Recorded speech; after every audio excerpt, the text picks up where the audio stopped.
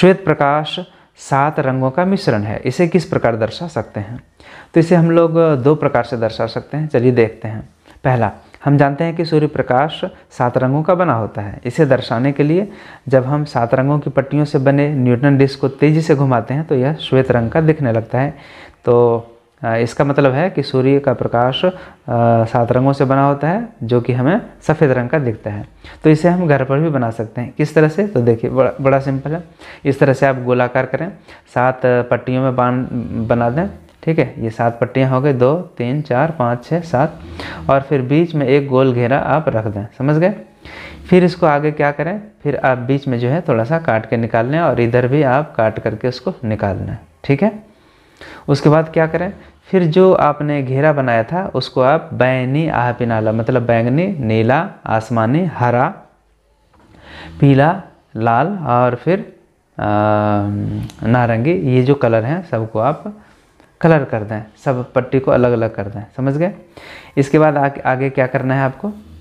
इसके बाद आपको एक कार्डबोर्ड लेना है, मतलब कार्डबोर्ड लेना है, मतलब कि कागज़ का एक गत्ता, कूड जो है जिसको बोलते हैं। तो इस तरह से आपको ले लेना है, तो इस तरह से आपको ले लेना है। समझ गए? और बीच में एक होल वहाँ बनाएंगे हम लोग, और फिर ये जो कागज़ हमने बनाया था इस कागज़ को इस पर चिपका देंगे, ठीक है?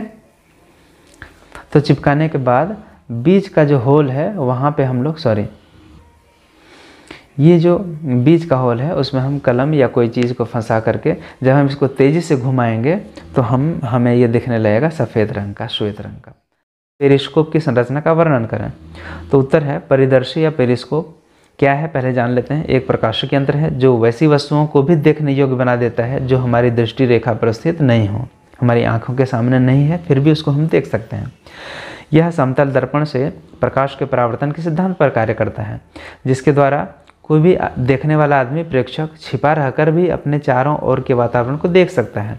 इसका उपयोग पनडुब्बी में, युद्धपोत में, क्रूज़र मिसाइल में, ठीक है, छिपे सैनिकों द्वारा किया जाता है, और तोपखाने में लक्ष्य को देखने और शत्रु की गतिविधि का ज्ञान करने के लिए भी किया जाता है पेरिस्कोप का उपयोग।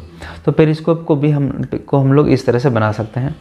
देखते हैं, ये कागज़ का गत्ता है जिसको हम लोग कूड कहते हैं, है ना। उसको इस तरह से कुछ काट करके हम लोग, है ना, यहाँ पे एक समतल दर्पण और यहाँ पे एक समतल दर्पण। तो आप देख सकते हैं यहाँ पे कितने डिग्री का एंगल है, यहाँ पे 45 डिग्री का एंगल है। समझ गए? इसको ध्यान में रखेंगे। आगे फिर इस तरह से जो हमने काटा है वो किस तरह से है, ठीक इसी तरह है कि नहीं। देखिए, ये ठीक इसी तरह है। तो 45 डिग्री पर हमने दर्पण को रख दिया है, 45 डिग्री पर दर्पण को रख दिया है, ठीक है।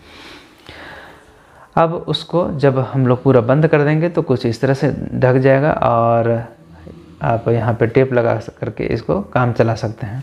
आगे बढ़ते हैं। तो इसकी संरचना कैसी होती है? निम्न होती है। इसमें एक आयताकार या बेलनाकार खाली ट्यूब होता है, 2 बार ट्यूब लिखा गया है, दूसरा है इसके 2 खुले सिरों पर एक एक समतल दर्पण 45 डिग्री कोण पर लगे होते हैं। साथ ही वे दर्पण आपस में समानांतर भी होंगे।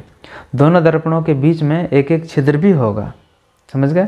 एक से लाइट आने के लिए, प्रकाश आने के लिए, और दूसरे से देखने के लिए। एक छिद्र से वस्तु का प्रकाश स्रोत प्रवेश करता है और प्रकाश परावर्तित होकर दूसरे सिरे से पर स्थित दर्पण पर पड़ता है, जबकि दूसरे सिरे के छिद्र से प्रेक्षक पहले सिरे के सामने रखी वस्तु को देखने में संभव हो जाता है। कैलाइडोस्कोप की संरचना का वर्णन करें। तो उत्तर होगा कैलाइडोस्कोप या बहुमूर्तिदर्शी एक ऐसा प्रकाशिक यंत्र या खिलौना है जो प्रकाश के परावर्तन के सिद्धांत पर कार्य करता है। वह परावर्तन के कारण रंगीन प्रतिबिंब और अनेक सुंदर पैटर्न बनाते हैं। ठीक है, यहाँ थोड़ा सा मिस्टेक। आइए आगे देखते हैं। तो कुछ इस तरह का चित्र होता है, समझ गए। अभी इसके बारे में मैं डिटेल्स बताऊंगा। ये इस तरह से 3 आयताकार जो है समान आकार का हम लोग कांच को ले सकते हैं। एक तरफ जो है तीनों जो कांच का टुकड़ा है वो एक तरफ से पेंट किया हुआ रहेगा, दूसरी तरफ से खुला हुआ रहेगा। समझ गए। आइए फिर इसके बारे में बताता हूँ। बहुमूर्तिदर्शी की संरचना कैसी होगी। पहला, बहुमूर्तिदर्शी में 3 समान आकार के आयताकार समतल दर्पण लिए जाते हैं। दूसरा हो गया तीनों दर्पणों को प्रिज्म के आकार में, मतलब तिकोना जैसा, ठीक है, के आकार में 60 डिग्री के कोणों पर जोड़ दिया जाता है उसको बढ़िया से, दृढ़ता से। फिर उन्हें मोटे चार्ट पेपर के बने बेलनाकार नली में मजबूती से लगा देते हैं। नली के एक सिरे को कागज़ के मोटे गत्ते मतलब गुड़ से ढक देते हैं, लेकिन भीतर देखने के लिए एक पतला छिद्र भी बना के रख देते हैं। फिर नली के दूसरे सिरे को कांच के वृत्ताकार डिस्क या समतल कांच के वृत्ताकार प्लेट से मजबूती से ढक देते हैं। इसी सिरे के कांच के वृत्ताकार प्लेट पर रंगीन कुछ चूड़ी के छोटे छोटे टुकड़े भी रख देते हैं। अब नली को धीरे धीरे गोल घुमाते हैं और छिद्र से भीतर देखते हैं तो हमें प्रकाश के बहुपरावर्तन के कारण अनेक प्रकार के सुंदर पैटर्न और डिजाइन दिखते हैं। देखिए, जब हम लोग समतल दर्पण के सामने एक मोमबत्ती रख देंगे तो हमें उतनी ही दूरी पर उतना ही बड़ा जो है आभासी प्रतिबिंब दर्पण के पीछे बनता हुआ दिखता है। आप लोगों ने बिल्कुल देखा होगा, आपने खुद को भी रखा होगा समतल दर्पण के सामने और अपना फोटो भी देखा होगा, तो कुछ इसी तरह दिखता है। तो इसके बारे में आप चित्र इस तरह से बना सकते हैं, ठीक है। देखिए, यहाँ पे जो है एक मोमबत्ती रखी हुई है, ठीक है, यहाँ पे एक मोमबत्ती रखी हुई है, ये लौ जल रही है। यहाँ से दो प्रकाश किरणों की कल्पना की गई। कौन कौन से? एक यहाँ प्रकाश किरण आई और जो है वो ऐसे चली गई, ठीक है। दूसरी प्रकाश किरण आई और वो ऐसे चली गई। इसको जब हम लोग परावर्तित जो किरण गई उसको जब पीछे करते हैं तो यहाँ पे हमें प्रतिबिंब बनता हुआ दिखता है। जो फोटो बनता है वो यहाँ पे बनता है, ठीक है। मतलब इतनी ही दूरी पर प्रतिबिंब बनता है और जैसा इधर सीधा ऐसे था तो इधर भी सीधा ही बनता है। ये खासियत है। तो चलिए देखते हैं इसकी विशेषताएं क्या क्या थी। तो समतल दर्पण से बने प्रतिबिंब की विशेषताएं निम्नलिखित हैं। समतल दर्पण से बना प्रतिबिंब आभासी होता है, मतलब वो काल्पनिक होता है, उसको पर्दे पर नहीं उतारा जा सकता है। दूसरा, समतल दर्पण से बना प्रतिबिंब दर्पण के पीछे बनता है, ये भी मैंने बताया, आपने देखा।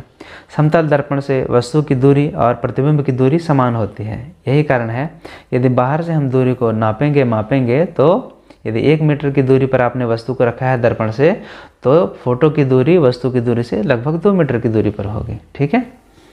अगला है, प्रतिबिंब का आकार वस्तु के आकार के बराबर होता है, यह भी हमने बताया आपको। समतल दर्पण से बना प्रतिबिंब फोटो जो है वो सीधा होता है, क्योंकि काल्पनिक है इसलिए सीधा होना ही होना है। लेकिन अंतिम जो है वही चीज़ है, समतल दर्पण से बना प्रतिबिंब भले ही वो सीधा होगा लेकिन पार्श्विक परिवर्तित होगा, मतलब दाहिना का बायां दिखेगा और बायां का दाहिना दिखेगा, यही चीज़ है।